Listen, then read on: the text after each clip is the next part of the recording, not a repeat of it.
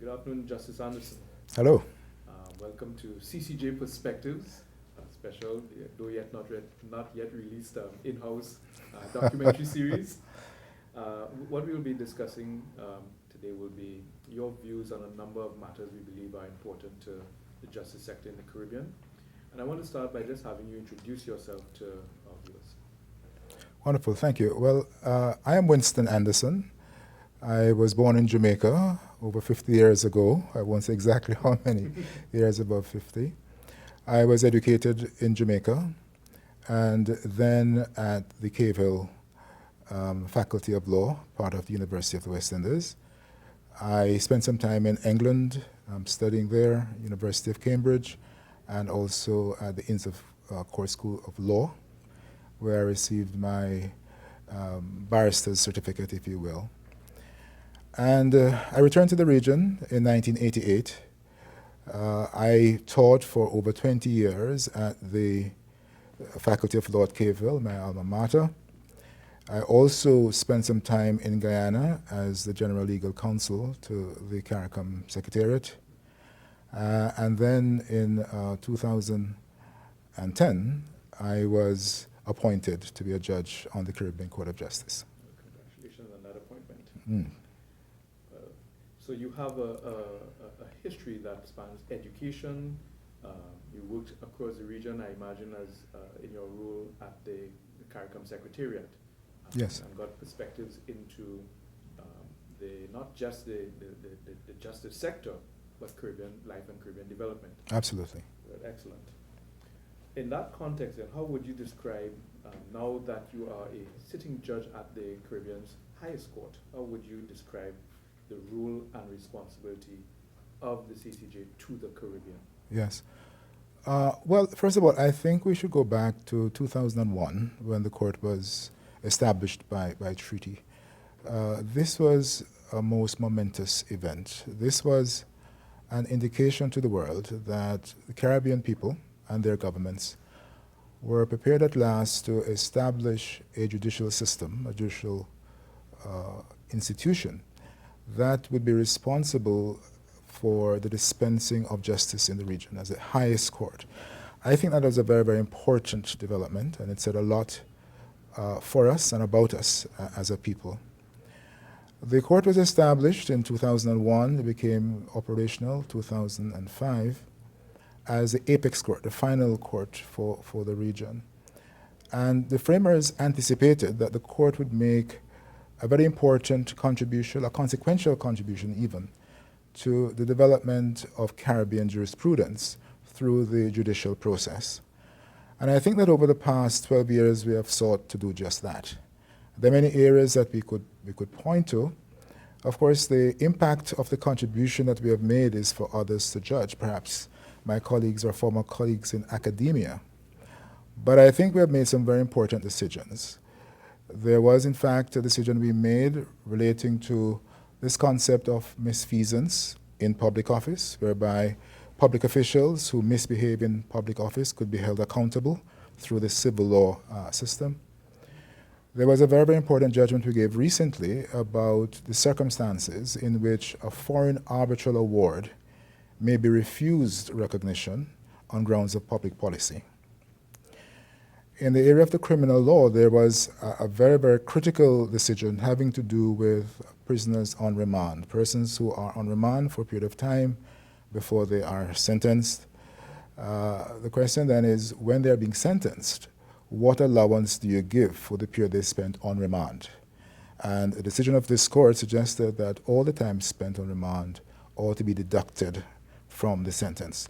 That was, I think, a very, very important decision in the context of Caribbean life, because as you probably know, a lot of our people spend some time on remand before they are given a trial. And one of the very important consequences of that decision, I believe, is that it has been followed not just in those countries which adhere to our appellate jurisdiction, but also in other countries as well in the region. Thus, I think, showing the leadership role that this court has assumed.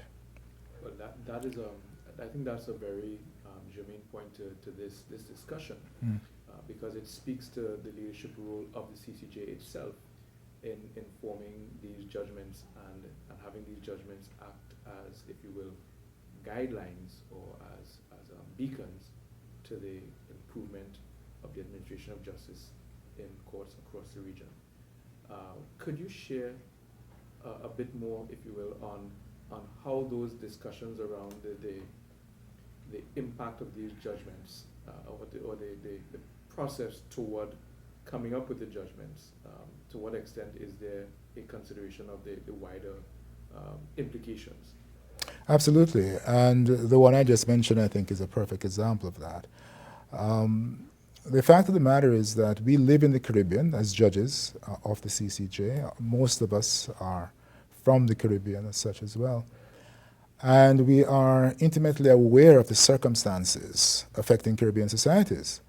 And one of those circumstances, as we just mentioned, is the fact that many of our people, often young people, are in remand centers for very, very long periods of time before they are tried. Now, in circumstances where they are tried and they are found not guilty, that opens up a whole range of questions to be answered at some point. But where they are found guilty and are sentenced, we thought that it would be appropriate in those circumstances to make clear that the time spent on remand should in fact be deducted from the sentence. And I believe that that has tremendous implications, as we have discussed, for the wider society. But it also has implications for the persons concerned, because they realize, I hope, that the courts in the region, including the CCJ, are very sensitive to their situation, and we want to make sure that they don't spend more time incarcerated than the law dictates that they should. But implicit in your remarks is the notion that a length of time will be spent in remand. Why is that? And why is that the Caribbean reality? Yes. And ought it to be so? That's a difficult question. Why is that so? I think a lot of it has to do with the investigatory phases over which the court has limited control.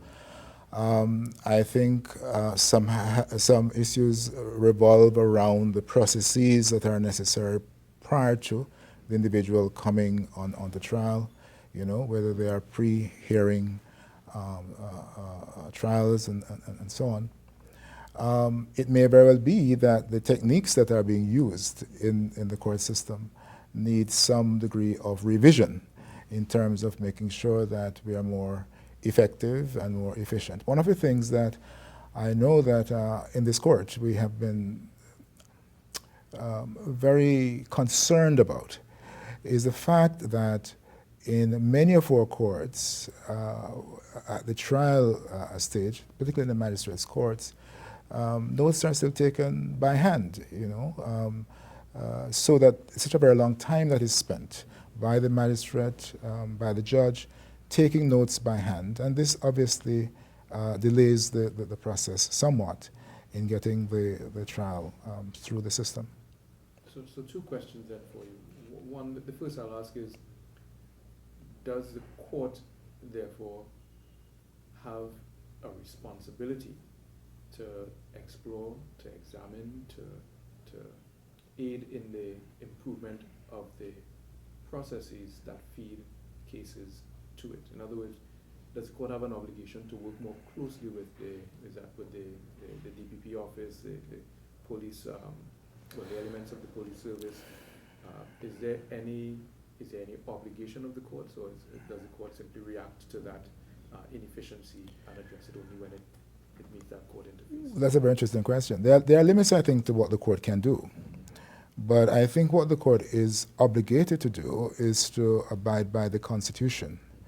And the Constitution specifies that anybody accused of a crime is entitled to a fair trial within a reasonable period of time. And if that standard is not met, then the court has a responsibility to say that it's not met, and then to provide whatever remedies it can to address the situation. I'm not sure that we can go into the police procedures or the procedures by other arms of the state. But what we can do and what we try to do at the CCJ is to make sure that the constitutional rights of the accused are respected. So then my second question is, who defines reasonable?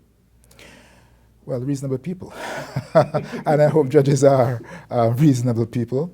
Of course, one has to take into account the circumstances in which one operates. You know, if we were in a developed country, maybe the standards might be somewhat different.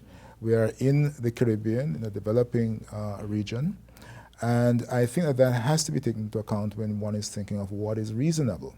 At the same time, if the delay is so egregious and so out of the ordinary, then it can't be countenanced, I don't think, by the court. So this part is not necessary. I'm just going to try to give expression to a thought and then Sure. form it into a question. Because one of the things that I'm hoping that these videos do is it starts to at least create in the minds of the public some sense of rationale for what they're currently experiencing. Mm-hmm. And I'm going to swing that reasonable question into a positive CCJ question, but I wanted to get your view. Depending on your response, we can make it on record or off record. I wanted to get your view on if, therefore, reasonableness has some kind of scale to it based on context. Mm-hmm.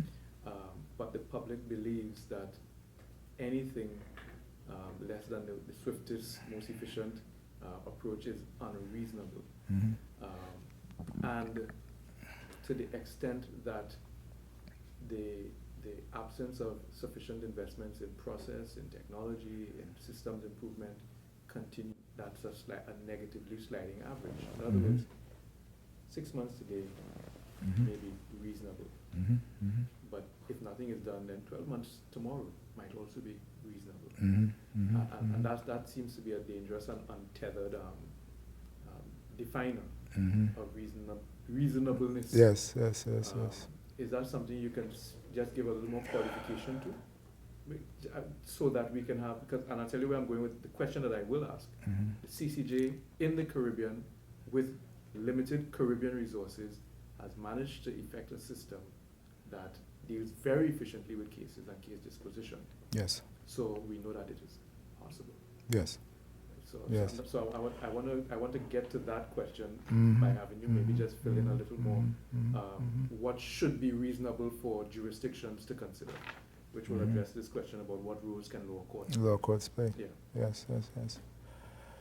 What is reasonable? Now that's an interesting question, because it turns on so many different factors. You know, in the Caribbean Court of Justice, we have a turnover of cases that I think is admirable. If you were to speak to a judge from another court, perhaps the high court level, that judge might tell you, well, look, you know, I have many more cases than the CCJ, and therefore I can't turn over my cases as quickly as the CCJ can. But I do think that the Caribbean society is increasingly a sophisticated society, a modern society, a society that expects and has legitimate expectations for a justice system that delivers at a certain standard. I don't believe that the Caribbean people want to have to travel to a developed country to receive modern, nimble, efficient justice delivery. And whilst this court may have limited opportunities to intervene in the prosecutorial processes, it may very well be that these processes themselves could benefit from technology, from different ways of doing things. Of course, one would need to speak to the Director of Public Prosecution to see just what kinds of new systems, training opportunities that that person might require. But certainly, as I said, the expectations of our society is growing. We can't isolate ourselves from the world. We see what happens through our television screens and reading the papers and so on. And that, I think, elevates the kinds of things that we expect of the justice system. So whether it's at the level of the police investigations, whether it's at the level of the High Court or the CCJ, I think expectations are growing. Very good. For many people, the CCJ has been considered and has been held up as a model court. That's within the Caribbean and even at the international level. And model court for several reasons, not the least of which is its innovative use of information and communications technology. Mm-hmm. Can you share a bit on this dimension of the CCJ, the use of technology to improve service delivery at the court?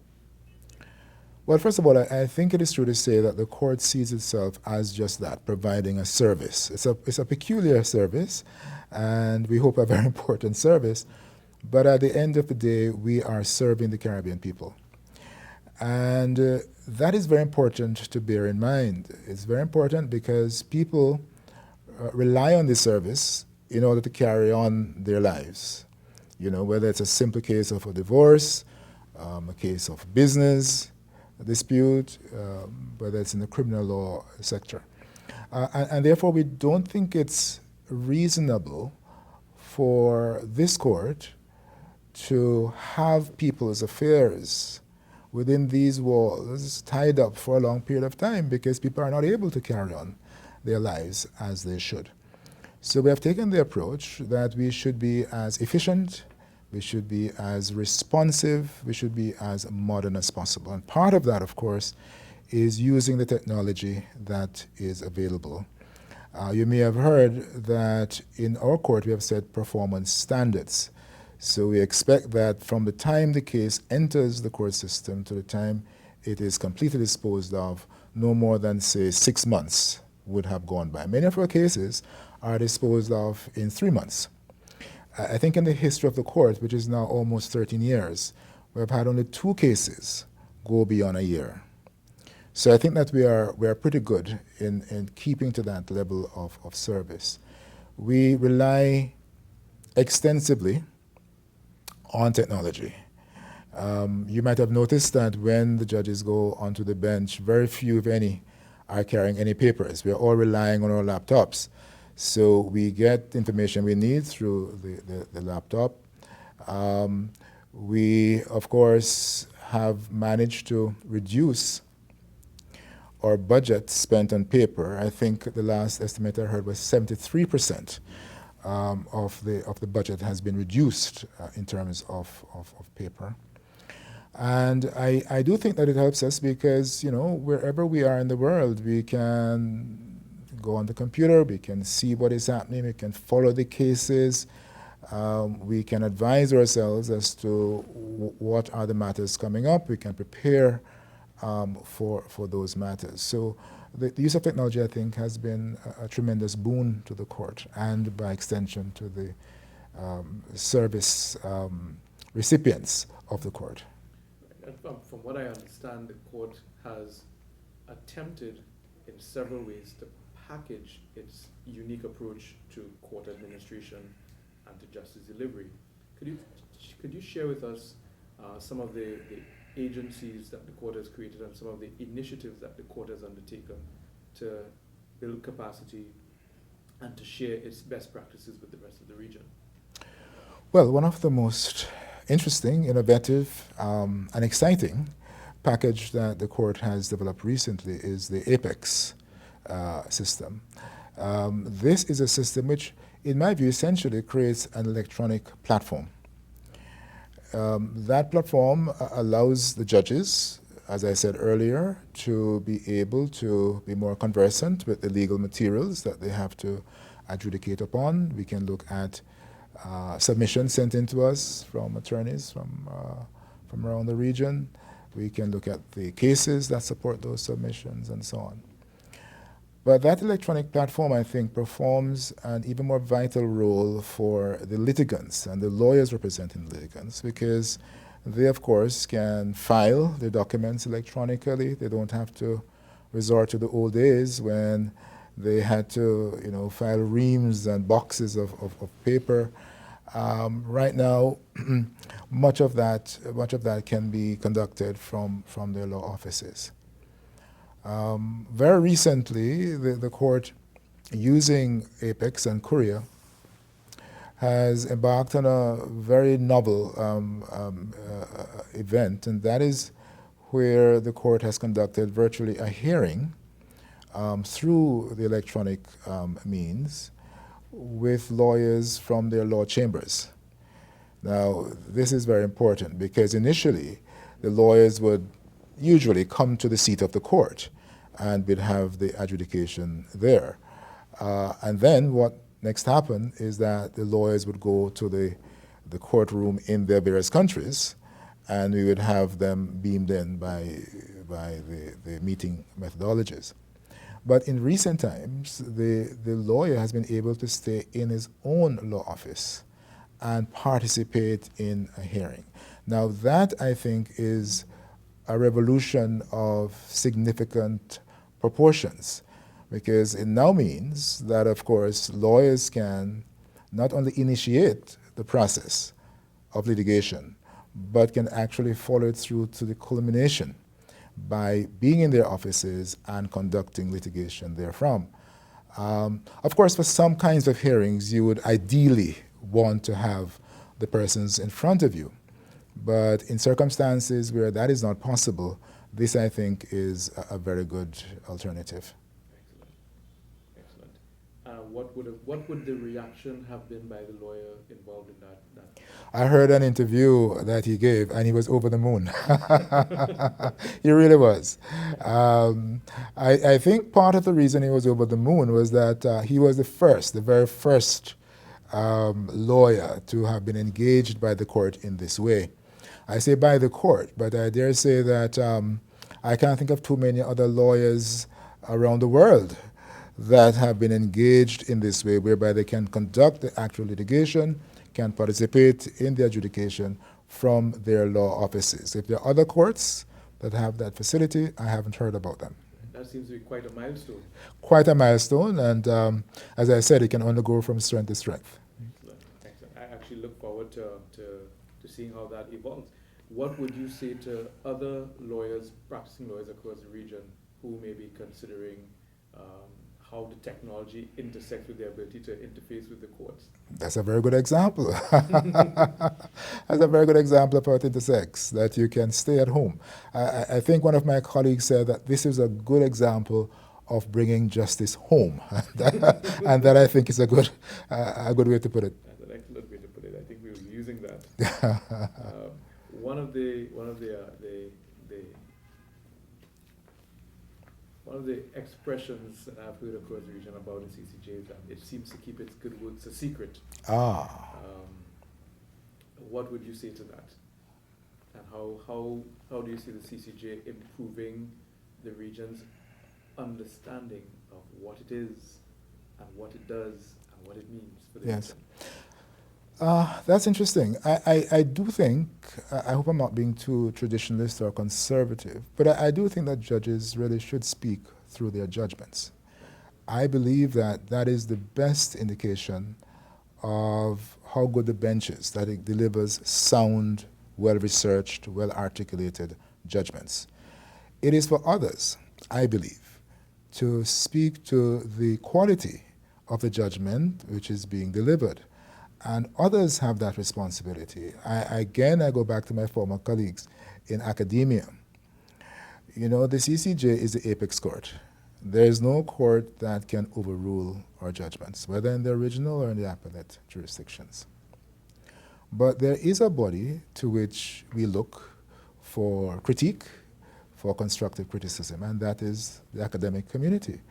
I must say that I'm not always satisfied that this responsibility is being taken seriously or is being discharged as fully as it should. Where we have done well, where our judgments speak well to the legal issues, to the jurisprudence, I think that should be said by the academic community. Where the academic community thinks that we have fallen short in some regard, then of course they should critique and criticize us. And of course there is the law societies, there is the bar associations, and again, I believe that these professionals have a responsibility to engage the court. It can't be for the court to go out there and to sell itself, so to speak. I think it's for members of the profession to be engaged, to tell the court where it thinks it's going well, right, and also to criticize the court if it thinks that's constructive. I'm very intrigued by your response. you come from academia, very deep inside of academia, if I could say so. What are some of the reasons in your mind that may be behind the silence that we see from around the region when some of these milestone judgments being passed by the CCJ? Hard to say. It's really, really hard to say. First of all, let me say, I think we have very good academics. We have persons who are very, very competent, who are experienced, well researched. I don't know whether their teaching responsibility is so great, for example. I don't know whether their areas of expertise and speciality don't always mesh with the judgments which have been given. I'm really clutching at straws because I really can't understand why it is that this responsibility has not been taken up more seriously. We have had, and this I think is unfortunate, litigants who have been before the court and who may have lost a particular case, and we have heard a lot from them having lost that case. We have heard sometimes from litigants who have won positively. But in general, I do not think that the kind of analysis of the substance of the judgment has been forthcoming. And I think the community is not well served. When the judgments are delivered, they enter a vacuum, and only those persons who are directly affected feel that they must speak up either positively or negatively. I think that we need much more objective analysis, and that's how we will grow. That's how we will, enhance our performance as a court. Justice Anderson, I think you're putting your finger on an extremely relevant and extremely important point as it relates to the discourse around the justice sector in the region at the present time. It is something that I'll say now to you that I hope we can continue a conversation along those lines in the future. You are the only justice to have raised that issue in the interviews that we've done so far. And I think it's actually fundamental to the perception of the CCJ in the Caribbean that discourse takes place and that it takes place across a number of stakeholders. That's my view on it. And one of the stakeholder groups that I'm particularly concerned about that has been left out and that can play a significant role in amplifying if you will, the implications of the judgment to the Caribbean is the media. The media has done a sterling job, if you will, of showcasing and highlighting the challenges and the sensations around the justice sector. Yes. But they too have been silent Absolutely. on the positive developments and on the implications and precedents that have been set, particularly by the CCJ and the Apex Court. And if you don't, fill that gap with objective analysis and dispassionate analysis, the court can become very polemical. Because it's either you satisfy a constituency that loves the court because this particular judgment went in their favor, or hates the court because that judgment did not go in their favor. But as part of, and this is what we said earlier, as part of providing the kind of service to the community, we need objective, dispassionate analysis, which, as you said, spread across a whole range of stakeholders, recognizing that we do give the final judgments. But at the end of the day, that judgment is a product of the discourse that can go on, is a product of our researching the legal materials, which are obviously very, very relevant and critical, and it's a product as well of the kind of society that we live in, bearing in mind, of course, that our primary objective is to help with the development of Caribbean jurisprudence. To close, any perspectives on the future of the CCJ and the Caribbean? Well, we are still in sort of our adolescence, I would have thought. This court is just 12, 13 years old now. Other courts are, over 100 years old. So there's a very long way for us to go. But I do think that we have started well. We have had eminent jurists who have sat on the bench. Some of them have retired, but hopefully, gladly, they're still with us. I think that the future is bright. I believe that provided we get the kinds of things right that we've been speaking about, provided we get the kind of engagement that we need, this court is not only sustainable, but it will be an indelible part of Caribbean societies for many, many years to come.